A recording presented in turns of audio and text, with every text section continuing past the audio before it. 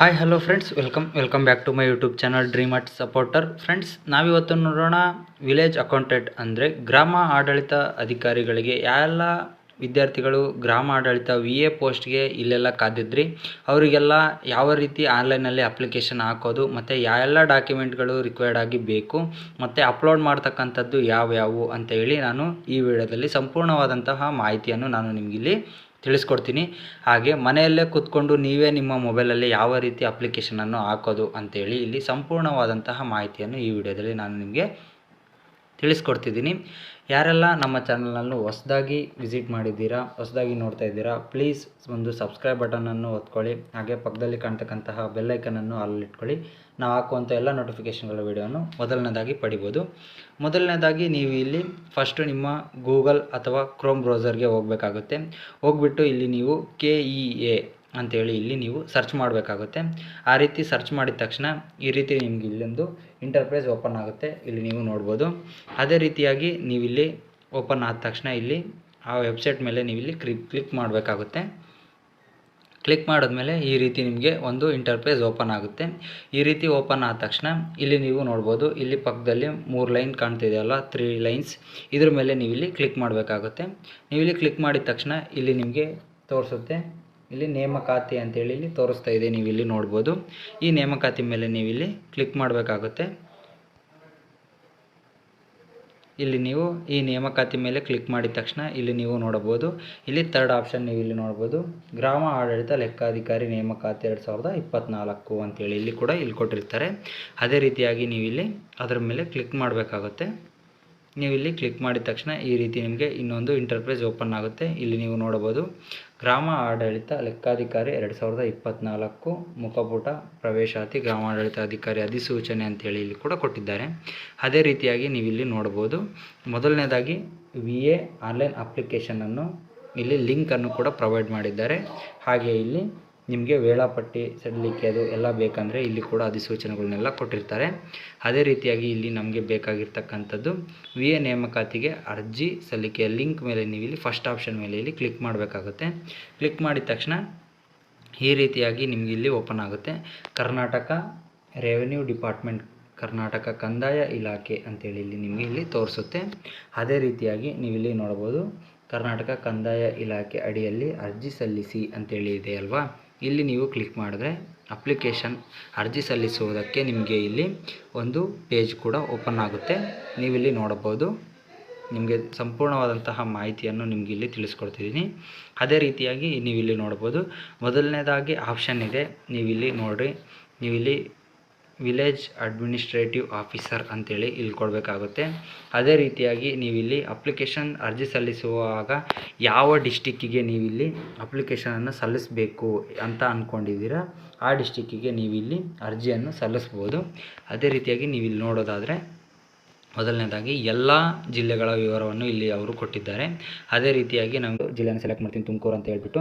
ಅದೇ ರೀತಿಯಾಗಿ ನೀವಿಲ್ಲಿ ನೋಡ್ಬೋದು, ನಿಮ್ಮ SSLC ಅಂಕಪಟ್ಟಿಯಲ್ಲಿ ಯಾವ ರೀತಿಯಾಗಿ ನಿಮ್ಮ ನೇಮ್ ಇರುತ್ತೋ ಆ ರೀತಿಯಾಗಿ ಇಲ್ಲಿ ಹೆಸರು, ಇಲ್ಲಿ ನಿಮ್ಮ ಹೆಸರು, ಅದೇ ರೀತಿಯಾಗಿ ಇಲ್ಲಿ ನಿಮ್ಮ ಮದರ್, ಇಲ್ಲಿ ನಿಮ್ಮ ಫಾದರ್ ನೇಮನ್ನು ಇಲ್ಲಿ ನೀವು ಫಿಲಪ್ ಮಾಡಬೇಕಾಗುತ್ತೆ. ಅದೇ ರೀತಿಯಾಗಿ ಇಲ್ಲಿ ನೀವು ನೋಡೋದಾದರೆ 6th ಆಪ್ಷನ್ ಇಲ್ಲಿ ನೀವು ಇಲ್ಲಿ ನೋಡೋದಾದರೆ ನಿಮ್ಮ ಜೆಂಡರನ್ನು ನೀವು ಇಲ್ಲಿ ಸೆಲೆಕ್ಟ್ ಮಾಡಬೇಕಾಗುತ್ತೆ. ಮೇಲ್, ಫೀಮೇಲ್ ಆರ್ ಸ್ತ್ರೀ ಅಥವಾ ಟ್ರಾನ್ಸ್ಜೆಂಡರ್ ಮಂಗಳಮುಖಿಯರು ಅಂತೇಳಿ ಇಲ್ಲಿ ಕೊಟ್ಟಿದ್ದಾರೆ, ನೀವು ಇಲ್ಲಿ ನೋಡ್ಕೊಳ್ಬೇಕಾಗುತ್ತೆ. ಹಾಗೆ 7th ಒಂದು ಇಲ್ಲಿ ನೀವು ನೋಡ್ಬೋದು, ಮೀಸಲಾತಿ ಪ್ರವರ್ಗಗಳು ಅಂತೇಳಿ ಇಲ್ಲಿ ನೀವಿಲ್ಲಿ ಯಾವ ಕ್ಯಾಟಗರಿಗೆ ಸಂಬಂಧಪಟ್ಟಿದ್ದೀರಾ ಆಯಾ ಕ್ಯಾಟಗರಿಯಲ್ಲಿ ನೀವಿಲ್ಲಿ ಸೆಲೆಕ್ಟ್ ಮಾಡ್ಕೊಳ್ಬೇಕಾಗುತ್ತೆ. ಅದೇ ರೀತಿಯಾಗಿ ಇಲ್ಲಿ ನೀವು SSLCಯಲ್ಲಿ ನಿಮ್ಮ ಡೇಟ್ ಆಫ್ ಬರ್ತ್ ಯಾವ ರೀತಿಯಾಗಿದೆ ಅದೇ ರೀತಿಯಾಗಿ ಇಲ್ಲಿ ನೀವು ಡೇಟ್ ಆಫ್ ಬರ್ತನ್ನು ಇಲ್ಲಿ ನೀವು ಸೆಲೆಕ್ಟ್ ಮಾಡ್ಕೊಳ್ಬೇಕಾಗುತ್ತೆ. ಓಕೆ ಫ್ರೆಂಡ್ಸ್, ನೆಕ್ಸ್ಟ್ ಇಲ್ಲಿ ನೀವು ನೋಡ್ಬೋದಾಗೋದು ಏಜ್ ರಿಲ್ಯಾಕ್ಸೇಷನ್ ಕೂಡ ಇಲ್ಲಿ ಕೇಳುತ್ತೆ, ಅದಕ್ಕೂ ನೀವು ಕೊಡಬೇಕಾಗುತ್ತೆ. ಅದೇ ರೀತಿಯಾಗಿ ಇಲ್ಲಿ ನಿಮ್ಮ ಪರ್ಮನೆಂಟ್ ಅಡ್ರೆಸ್ ಇಲ್ಲಿ ನಂಬರ್ 9 ನೀವು ಇಲ್ಲಿ ನೋಡ್ಬೋದು, ಆಪ್ಷನ್ ಎಂಟ್ರಿ ಪರ್ಮನೆಂಟ್ ಅಡ್ರೆಸ್ ಕಾಯಂ ವಿಳಾಸವನ್ನು ನೀವು ಇಲ್ಲಿ ಹಾಕಬೇಕಾಗುತ್ತೆ. ನೀವು ಇಲ್ಲಿ ನಿಮ್ಮ ಅಡ್ರೆಸ್ಸನ್ನು ಹಾಕಿ ನಿಮ್ಮ ತಾಲೂಕಿಲ್ಲಿ ಹಾಕಿದ ತಕ್ಷಣ ಇಲ್ಲಿ ಡಿಸ್ಟಿಕ್ಕು ಮತ್ತು ಸ್ಟೇಟು ಪಿನ್ ಕೋಡು ಇದು ಎಲ್ಲದನ್ನು ನೀವು ಇಲ್ಲಿ ಫಿಲ್ ಮಾಡಬೇಕಾಗುತ್ತೆ. ಫಿಲ್ ಮಾಡಿಬಿಟ್ಟು ನೀವಿಲ್ಲಿ ನೆಕ್ಸ್ಟು ನೀವಿಲ್ಲಿ 10ನೇ ಆಪ್ಷನನ್ನು ನೋಡ್ಬೋದು. ನೀವಿಲ್ಲಿ ಈಗ ಕೊಟ್ಟಿರ್ತಕ್ಕಂಥ ಕಮ್ಯುನಿಕೇಷನ್ ಅಡ್ರೆಸ್ ಇದು ಸೇಮಾ ಆರ್ ವಿಳಾಸ ಬೇರೆ ಏನಾದರೂ ಇದೆಯಾ ಅಂತೇಳಿ ಇಲ್ಲಿ ನೋಡಿದ್ರೆ ಇಲ್ಲಿ ನೀವು ಸೇಮ್ ಅಂತೇಳಿ ಇಲ್ಲಿ ಕೊಡಬೇಕಾಗುತ್ತೆ. ನೀವು ಇಲ್ಲಿ ಏನು ಕೊಟ್ಟಿರ್ತೀರಿ ಅಲ್ವಾ ನಿಮ್ಮ ಅಡ್ರೆಸ್ಸು ಅದೇ ಇಲ್ಲಿ ಫ್ಲಕ್ಚುಯೇಟ್ ಆಗುತ್ತೆ ನಂಬರ್ 11ನಲ್ಲಿ ಕೂಡ.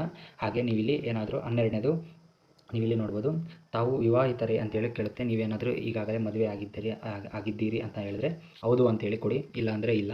ಹಾಗೆ ಇಲ್ಲಿ ನೀವು ಗ್ರಾಮೀಣ ಅಭ್ಯರ್ಥಿ ರೂರಲ್ ಅಪ್ಲಿಕೆಂಟ್ ಆಗಿದ್ದರೆ ಹೌದು ಅಂತ ಕೊಡಿ, ಇಲ್ಲ ಅಂದರೆ ಇಲ್ಲ ಅಂತ ಕೊಡಿ. ಹಾಗೆ ಕನ್ನಡ ಮಾಧ್ಯಮ ಅಭ್ಯರ್ಥಿಯೇ ಅಂತೇಳಿ ಕೇಳ್ತಾರೆ. ನೀವು ಕನ್ನಡ ಮಾಧ್ಯಮ ಅಭ್ಯರ್ಥಿ ಆಗಿದ್ದರೆ ಹೌದು, ಇಲ್ಲ ಅಂದರೆ ಇಲ್ಲ ಅಂತ ಕೊಡಿ. ಹಾಗೆ ಯೋಜನೆ ನಿರತಗೊಂಡ ಅಭ್ಯರ್ಥಿ ಅಂತೇಳಿ ಕೇಳುತ್ತೆ. ಹಾಗಿದ್ದರೆ ಹೌದು ಅಂತ ಕೊಡಿ, ಇಲ್ಲ ಅಂದರೆ ಇಲ್ಲ ಅಂತ ಕೊಡಿ. ನೀವು ಅಂಗವಿಕಲರೇ ಹೌದು ಅಥವಾ ಇಲ್ಲ. ಹಾಗೆ ಇಲ್ಲಿ ಮಾಜಿ ಸೈನಿಕರಾಗಿದ್ದರೆ ಹೌದು ಅಥವಾ ಇಲ್ಲ. ಹಾಗೆ ಇಲ್ಲಿ ನೀವು ಇಲ್ಲಿ ನೋಡಬೇಕಾಗುತ್ತೆ ಇಂಪಾರ್ಟೆಂಟು. ನೀವಿಲ್ಲಿ ನೋಡ್ಬೋದು KKR ಅಂದರೆ ಕಲ್ಯಾಣ ಕರ್ನಾಟಕ ರಿಸರ್ವೇಷನ್ ನೀವೇನಾದರೂ ಬಯಸುತ್ತೀರಾ ಅಂತೇಳಿ ಇಲ್ಲಿ ಇಲ್ಲಿ ಕೇಳುತ್ತೆ. ಹೌದು ಅಂತೇಳಿ ಇಲ್ಲಿ ಏನಾದರೂ ನೀವು ಕೊಟ್ಟಿದ್ದೇ ಆದಲ್ಲಿ ನೀವು ನೋಡ್ಬೋದು KKRದು RD ನಂಬರ್ದು ಕೇಳುತ್ತೆ. ನೀವೇನಾದರೂ ಇಲ್ಲಿ ನೀವು ನೋಡ್ಬೋದು 18A ಆಪ್ಷನನ್ನು ನೀವು ಇಲ್ಲಿ ನೋಡ್ಬೋದು. ಒಂದು ವೇಳೆ ನೀವು ಕಲ್ಯಾಣ ಕರ್ನಾಟಕ ವೃಂದದ ಸ್ಥಳೀಯ ವೃಂದ ಅಥವಾ ಉಳಿಕೆ ವೃಂದದ ಮಿಕ್ಕುಳಿದ ವೃಂದ ಎರಡೂ ವೃಂದದಲ್ಲಿ ಅರ್ಹ ಹೊಂದಿದ್ದಲ್ಲಿ ಯಾವ ವೃಂದಕ್ಕೆ ಆಯ್ಕೆಯಾಗಲು ಬಯಸುತ್ತೀರಾ ಅಂತೇಳಿ ಇಲ್ಲಿ ಕೇಳುತ್ತೆ.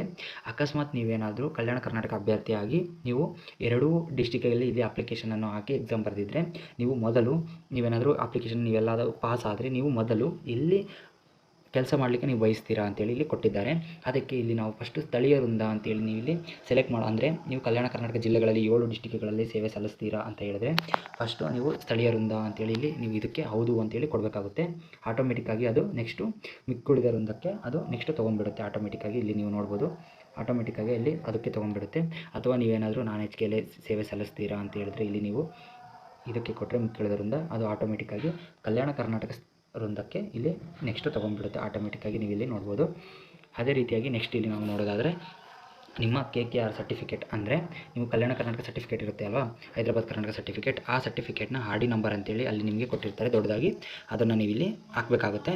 ಅದೇ ರೀತಿಯಾಗಿ ಇಲ್ಲಿ ನೀವು ಏಜ್ ರಿಲ್ಯಾಕ್ಸೇಷನ್ ಕ್ಲೈಮಿಂಗ್ ಏನಾದರೂ ನೀವು ಕೇಳ್ತೀರಾ ಅಂತ ಹೇಳಿದ್ರೆ ಇಲ್ಲಿ ಹೌದು ಅಂತ ಕೊಟ್ಟರೆ ನಿಮಗೆ ಒಂದು ಸರ್ಟಿಫಿಕೇಟ್ದು ಏನಾದರೂ ಕೇಳಿದ್ರೆ ಕೇಳುತ್ತೆ. ಇಲ್ಲಿ ನೋಡಿ ನಿಮಗೆ ಇದೆಲ್ಲ ಕೇಳುತ್ತೆ. ಇಲ್ಲ ಅಂತ ಇದ್ದರೆ ಇಲ್ಲ ಅಂತೇಳಿ ಕೊಡಬೇಕಾಗುತ್ತೆ. ಅದೇ ರೀತಿಯಾಗಿ ಇಲ್ಲಿ 20ನೇದಲ್ಲಿ ನೀವು ಇಲ್ಲಿ ನೋಡೋದಾದರೆ SSLC ರಿಜಿಸ್ಟರ್ ನಂಬರನ್ನು ನೀವು ಇಲ್ಲಿ ಹಾಕಬೇಕಾಗುತ್ತೆ. ಇಲ್ಲಿ SSLC ರಿಜಿಸ್ಟರ್ ನಂಬರನ್ನು ನೀವು ನೋಂದಣಿ ಸಂಖ್ಯೆಯನ್ನು ಹಾಕಿ. ಅದೇ ರೀತಿಯಾಗಿ ನೀವು ಇಲ್ಲಿ ವಿದ್ಯಾರ್ಹತೆ ಏನು ನೆಕ್ಸ್ಟ್ ಮುಂದುವರಿಸ್ತೀರಾ ಅಂತೇಳಿ ಇಲ್ಲಿ ಕೇಳಿರುತ್ತೆ. ನೀವು ಇಲ್ಲಿ ನೋಡ್ಬೋದು second PUC or equivalent first and second language in SSLC higher level ಅಂತೇಳಿ ಇಲ್ಲಿರುತ್ತೆ. ಅದನ್ನು ನೀವು ಇಲ್ಲಿ ಸೆಲೆಕ್ಟ್ ಮಾಡಬೇಕಾಗುತ್ತೆ. ಅದೇ ರೀತಿಯಾಗಿ ಇಲ್ಲಿ ನೀವೇನಾದರೂ ಡಿಗ್ರಿ ಮುಗಿಸಿದರೆ ಡಿಗ್ರಿ ಮಾರ್ಕ್ಸ್ನ 10 ಮಾರ್ಕ್ಸ್ ನೀವು ತೆಗೆದಿರ್ತಕ್ಕಂಥ ಮಾರ್ಕ್ಸು, ಅದೇ ರೀತಿಯಾಗಿ ಇಲ್ಲಿ ಮ್ಯಾಕ್ಸಿಮಮ್ ಮಾರ್ಕ್ಸ್ ನೀವು ಇಲ್ಲಿ ಹಾಕಬೇಕಾಗುತ್ತೆ. ಹಾಗೆ ನೀವು ಅಥವಾ ಡಿಪ್ಲೊಮಾ ಓದಿರ್ತೀರ, ಡಿಪ್ಲೊಮಾದು ಆಲ್ ಸೆಮಿಸ್ಟರ್ ಆಲ್ ಇಯರ್ದು ಮಾರ್ಕ್ಸ್ ಕಾರ್ಡ್ ನೀವು ಎಷ್ಟು ಮಾರ್ಕ್ಸ್ ತೆಗೆದಿರ್ತೀರ ಆಲ್ ಸೆಮಿಂದು ಅಷ್ಟು. ಹಾಗೆ ಇಲ್ಲಿ ನಿಮಗೆ ಎಷ್ಟು ಮಾರ್ಕ್ಸಿಗೆ ಆಲ್ ಸೆಮಿಸ್ಟರ್ ಎಲ್ಲ ಎಕ್ಸಾಮ್ ಎಷ್ಟು ಮಾರ್ಕ್ಸಿಗಿದ್ದು ಅಂತೇಳಿ ಇಲ್ಲಿ ನೀವು ಹಾಕಿದರೆ ಶೇಕಡಾವಾರು ಪರ್ಸೆಂಟೇಜನ್ನು ಇಲ್ಲಿ ಅದೇ ತೊಗೊಳುತ್ತೆ, ಫ್ಲಕ್ಚುಯೇಟ್ ಅದೇ ಆಗುತ್ತೆ. ಅದೇ ರೀತಿಯಾಗಿ ಇಲ್ಲಿ ನೀವು ಬೋರ್ಡ್ ಆಫ್ ಎಕ್ಸಾಮಿನೇಷನ್ ಅಥವಾ ಬೋರ್ಡ್ ಆಫ್ ಆರ್ಗನೈಸೇಷನ್ ಅಂದರೆ ನೀವು ಇಲ್ಲಿ ಕರ್ನಾಟಕ ಎಕ್ಸಾಮಿನೇಷನ್ ಅಥಾರಿಟಿಯಲ್ಲಿ ಆಗಿದ್ದೀರಾ. ಈಗ PUC ಏನಾದರೂ ಓದಿದರೆ department of pre university education Karnataka ಅಂತೇಳಿ ಇಲ್ಲಿ ನೀವು ಹಾಕಬೇಕಾಗುತ್ತೆ. ಅದೇ ರೀತಿಯಾಗಿ 24ನೇದು ಬಂದರೆ ನೀವು ರಾಜ್ಯ ಕೇಂದ್ರ ಸರ್ಕಾರಿ ಸೇವಕರೇ ಅಂತೇಳಿ ಇಲ್ಲಿ ಕೇಳ್ತಾರೆ. ನೀವು ಯಾವುದಾದ್ರೂ ಗೌರ್ಮೆಂಟ್ ಎಂಪ್ಲಾಯಿ ಹೌದಾ ಅಂತ ಸರ್ವೆಂಟ್ ಹೌದಾ ಅಂತ ಕೇಳುತ್ತೆ. ಇಲ್ಲಿ ನೀವು ಹೌದಾಗಿದ್ದರೆ ಹೌದು ಕೊಡಿ, ಇಲ್ಲ ಅಂದರೆ ಇಲ್ಲ ಕೊಡಿ. ನೆಕ್ಸ್ಟ್ ಇಲ್ಲಿ ನೀವು ಲಾಸ್ಟ್ ಡಿಜಿಟ್ ಅಂದರೆ ಆಧಾರ್ ಕಾರ್ಡಲ್ಲಿ ಇರ್ತಕ್ಕಂಥ 4 ಡಿಜಿಟ್ನ ನಂಬರ್ಗಳನ್ನು ನೀವು ಇಲ್ಲಿ ಹಾಕಬೇಕಾಗುತ್ತೆ, 4 ಡಿಜಿಟ್ಟು. ಅದೇ ರೀತಿಯಾಗಿ ಇಲ್ಲಿ ನೆಕ್ಸ್ಟ್ ಇಲ್ಲಿ ನೋಡೋದಾದರೆ ನೋಡ್ಬೋದು ನೀವು ಇಲ್ಲಿ ಪರೀಕ್ಷೆಯ ಕೇಂದ್ರವನ್ನು ಆಯ್ಕೆ ಮಾಡಿ. ನಿಮಗೆ ಯಾವ ಡಿಸ್ಟಿಕ್ಕಲ್ಲಿ ನೀವು ಸೆಂಟ್ರನ್ನು ತೊಗೋಬೇಕು ಅಂತ ಅಂದ್ಕೊಂಡಿದ್ದೀರಾ, ನಿಮಗೆ ಯಾವ ಡಿಸ್ಟಿಕ್ ನಿಮ್ಮ ಡಿಸ್ಟಿಕ್ಕು ಆ ಡಿಸ್ಟಿಕ್ಕಿಗೆ ಇಲ್ಲಿ ನೀವು ಸೆಲೆಕ್ಟ್ ಮಾಡಿದ್ರೆ ಅಲ್ಲಿ ಹೋಗಿ ನೀವು ಎಕ್ಸಾಮನ್ನು ಕೂಡ ಅಲ್ಲಿ ಅಪ್ಲಿಕೇಶನನ್ನು ಹಾಕಿರ್ತೀರಲ್ವ, ಆ ಅಪ್ಲಿಕೇಶನಲ್ಲಿ ಎಲ್ಲ ಇರುತ್ತೆ, ನೀವು ನೋಡಿಕೊಂಡು ಎಕ್ಸಾಮನ್ನು ಕೂಡ ಇಲ್ಲಿ ಬರೀಬೋದು. ಅದೇ ರೀತಿಯಾಗಿ ಇಲ್ಲಿ ಡಿಕ್ಲರೇಷನ್ನ ಇಲ್ಲಿ ಎಸ್ ಅಂತ ಇಲ್ಲಿ ಕೊಟ್ಬಿಟ್ಟು ಇಲ್ಲಿ ಪ್ರಿವ್ಯೂವನ್ನು ಇಲ್ಲಿ ನಿಮಗೆ ಒಂದು ಪ್ರೊವೈಡ್ ಮಾಡಬೇಕಾಗುತ್ತೆ. ಇಲ್ಲಿ ಪ್ರಿವ್ಯೂವನ್ನು ನೀವು ಇಲ್ಲಿ ಓದ್ತಿದ್ರೆ ಅಲ್ಲಿ ನಿಮಗೆಲ್ಲ ಫ್ಲಕ್ಚುಯೇಟ್ ಆಗುತ್ತೆ. ಇಲ್ಲಿ ನೀವು ನೋಡ್ಬೋದು ಆ ಪ್ರಿವ್ಯೂ ಅಂತ ನೀವೇನಾದರೂ ಕ್ಲಿಕ್ ಮಾಡಿದ್ರೆ ಈ ರೀತಿಯಾಗಿರ್ತಕ್ಕಂಥ ನಿಮಗೆ ಒಂದು ಇಂಟರ್ಫೇಸ್ ಕೂಡ ಇಲ್ಲಿ ನಿಮಗೆ ಓಪನ್ ಆಗುತ್ತೆ. ಆ ಪ್ರಿವ್ಯೂ ಅಲ್ಲಿ ನೀವು ಎಲ್ಲದನ್ನು ನೋಡ್ಕೊಂಡ್ಬಿಟ್ಟು ಇಲ್ಲಿ ಕೊನೆಯದಾಗಿ ಅಲ್ಲಿ ನಿಮಗೆ ಕ್ಯಾಪ್ಚರನ್ನು ಹಾಕಬೇಕಾಗುತ್ತೆ. ಕ್ಯಾಪ್ಚರ್ ಕೋಡನ್ನು ಕೊಟ್ಟಿರ್ತಾರೆ, ಆ ರೀತಿಯಾದಂತಹ ಕ್ಯಾಪ್ಚರ್ ಕೋಡನ್ನು ಹಾಕಿ ನೀವು ಇಲ್ಲಿ ಸಬ್ಮಿಟ್ ಕೊಡಬೇಕಾಗುತ್ತೆ. ಸಬ್ಮಿಟ್ ಕೊಟ್ಟ ತಕ್ಷಣ ನಿಮಗೆ ಅಪ್ಲಿಕೇಶನ್ ಪ್ರೊಸೆಸ್ಸು ಮುಕ್ತಾಯ ಆಗಿಲ್ಲ, ಇನ್ನು ನಿಮಗೆ ಸಿಗ್ನೇಚರ್ ಹಾಗೂ ನಿಮ್ಮ ಪೇಮೆಂಟ್ ಮಾಡೋದು ಕೂಡ ಇಲ್ಲಿ ಬಾಕಿ ಇರ್ತಕ್ಕಂಥದ್ದು ಪ್ರೊಸೆಸ್ ಇರುತ್ತೆ. ಅದನ್ನು ಇಲ್ಲಿ ತಿಳಿಸ್ಕೊಡ್ತೀನಿ ನೋಡಿ. ಪ್ರಿವ್ಯೂ ಮೇಲೆ ಕೊಟ್ಬಿಟ್ಟು ನೀವು ಸಬ್ಮಿಟ್ ಕೊಟ್ಟ ತಕ್ಷಣ ನಿಮಗೆ ಒಂದು ಅಪ್ಲಿಕೇಶನ್ ಸಕ್ಸಸ್ ಅಂತೇಳಿ ಇಲ್ಲಿ VA ಅಂತೇಳಿ ಕೊಟ್ಟು ಅದಾದಮೇಲೆ ಅಪ್ಲಿಕೇಶನ್ ನಂಬರನ್ನು ಕೊಟ್ಟಿರ್ತಾರೆ. ಅದಾದಮೇಲೆ ನೀವು ಇಲ್ಲಿ ಫೋಟೋ ಮತ್ತು ಸಿಗ್ನೇಚರನ್ನು ಇಲ್ಲಿ ಅಪ್ಲೋಡ್ ಮಾಡಬೇಕಾಗಿರುತ್ತೆ. ಈ ಎರಡೇ ಇಲ್ಲಿ ನಿಮಗೆ ಅಪ್ಲಿಕೇಶನಲ್ಲಿ ಅಪ್ಲೋಡ್ ಮಾಡಲಿಕ್ಕೆ ಕೇಳೋದು, ಫೋಟೋ ಮತ್ತು ಸಿಗ್ನೇಚರ್ ಮಾತ್ರ. ಅದೇ ರೀತಿಯಾಗಿ ಇಲ್ಲಿ ನಿಮಗೆ ಅಪ್ಲಿಕೆಂಟ್ ಎಂಟರ್ ID ಅಂತೇಳಿ ಇಲ್ಲಿ ಕೇಳುತ್ತೆ. ನಿಮಗೆ ಪ್ರಿವ್ಯೂ ಮೇಲೆ ಕ್ಲಿಕ್ ಮಾಡಿ ಸಬ್ಮಿಟ್ ಕೊಟ್ಟ ತಕ್ಷಣ VA ಅಂತೇಳಿ ಬಂದು ನಿಮಗೆ ನಂಬರ್ ಬಂದಿರುತ್ತೆ. ಇಲ್ಲಿ VA ಅಂತ ಟೈಪ್ ಮಾಡಿ ಅದಾದಮೇಲೆ ನಿಮ್ಮ ಅಪ್ಲಿಕೇಶನ್ ನಂಬರನ್ನು ನೀವು ಇಲ್ಲಿ ಹಾಕಿದ ತಕ್ಷಣ ನಿಮಗೆ ಪೇಜು ಓಪನ್ ಆಗುತ್ತೆ. ಅದು ಓಪನ್ ಆದ ತಕ್ಷಣ ನಿಮ್ಮ ಫೋಟೋ 100 KB ಇಲ್ಲಿ ನೀವು ಕರೆಕ್ಟಾಗಿ ಕೇಳಬೇಕಾಗುತ್ತೆ. ಫೋಟೋ ನಿಮ್ಮದು ಇಲ್ಲಿ 100 KB. ಅದೇ ರೀತಿಯಾಗಿ ಸಿಗ್ನೇಚರ್ ಕೂಡ ಇಲ್ಲಿ ಹಾಕ್ಬಿಟ್ಟು 50 KB ಒಳಗಡೆ 50 KB ಮತ್ತು 100 KB ಒಳಗಡೆ ನೀವು ಇಲ್ಲಿ ಕ್ಯಾಪ್ಚರ್ ಮಾಡ್ಕೊಂಡು ಇಟ್ಕೊಂಡು ನೀವು ಇಲ್ಲಿ ಹಾಕಬೇಕಾಗಿರುತ್ತೆ. ಹಾಕಿದ ತಕ್ಷಣ ಅದು ಹಾಕಿ ಇಲ್ಲಿ ನೀವು ಇದು ಮಾಡಿದ್ರೆ ನಿಮ್ಗೆ ಇಲ್ಲಿ ಓಪನ್ ಆಗುತ್ತೆ. ಅದೇ ರೀತಿಯಾಗಿ ಇದನ್ನು ಯಾವ ರೀತಿ ಓಪನ್ ಮಾಡೋದಂದರೆ VA ಅಂತ ಹಾಕ್ಬಿಟ್ಟು ಇಲ್ಲಿ ನಿಮ್ಮ ಅಪ್ಲಿಕೇಶನ್ ನಂಬರನ್ನು ಕೂಡ ನೀವು ಇಲ್ಲಿ ಎಂಟರ್ ಮಾಡಿಬಿಟ್ಟು ಅದಾದ ತಕ್ಷಣ ಇಲ್ಲಿ ನಿಮ್ಮ ಡೇಟ್ ಆಫ್ ಬರ್ತ್ ಇಲ್ಲಿ ಡೇಟ್ ಆಫ್ ಬರ್ತನ್ನು ನೀವು ಇಲ್ಲಿ ಹಾಕಬೇಕಾಗುತ್ತೆ. ಇಲ್ಲಿ ನಿಮ್ಮ ಡೇಟು, ಇಲ್ಲಿ ಮಂತ್, ಇಲ್ಲಿ ಇಯರ್ ಹಾಕಿ ಇಲ್ಲಿ ಸಬ್ಮಿಟ್ ಮೇಲೆ ಕ್ಲಿಕ್ ಮಾಡಿದ್ರೆ ಓಪನ್ ಆಗುತ್ತೆ. ಅಲ್ಲಿ ನಿಮ್ಮ ಭಾವಚಿತ್ರ ಮತ್ತು ನಿಮ್ಮ ಸಹಿಯನ್ನು ಇಲ್ಲಿ ಅಪ್ಲೋಡ್ ಮಾಡೋಕ್ಕೆ ಕೇಳುತ್ತೆ. ಇಲ್ಲಿ ಮೇಲ್ಗಡೆ ಭಾವಚಿತ್ರ, ಹಾಗೆ ಇಲ್ಲಿ ಕೆಳಗಡೆ ನಿಮ್ಮ ಸಿಗ್ನೇಚರ್. ಅದಾದ ತಕ್ಷಣ ನಿಮ್ಮ ಪ್ರೋಸೆಸ್ 70% ಮುಗಿಯುತ್ತೆ. ಇನ್ನು 30% ನಿಮ್ಮ ಪೇಮೆಂಟನ್ನು ಮಾಡಲಿಕ್ಕೆ ಕೇಳುತ್ತೆ. ಆ ಪೇಮೆಂಟ್ ಮಾಡೋದನ್ನು ಕೂಡ ನಿಮಗೆ ಇಲ್ಲಿ ತೋರಿಸ್ಕೊಡ್ತೀನಿ ನೋಡಿ. ಇದಾದ ತಕ್ಷಣ ನಿಮಗೆ ಈ ರೀತಿ ವಾಪಸ್ ಬರುತ್ತೆ. ವಾಪಸ್ ಬಂದ ತಕ್ಷಣ ಇಲ್ಲಿ ಹೋಮ್ ಮೇಲೆ ನೀವು ಇಲ್ಲಿ ಕ್ಲಿಕ್ ಮಾಡಬೇಕಾಗುತ್ತೆ. ಹೋಮ್ ಮೇಲೆ ಕ್ಲಿಕ್ ಮಾಡಿದ ತಕ್ಷಣ ಇಲ್ಲಿ ನೀವು ನೋಡ್ಬೋದು, ಥರ್ಡ್ ಆಪ್ಷನ್ ಇರುತ್ತೆ ನಿಮ್ಮ ಪೇಮೆಂಟ್ ಅಂತೇಳಿ, ಶುಲ್ಕ ಪಾವತಿ ಅಂತೇಳಿ ಇಲ್ಲಿ ಇರುತ್ತೆ.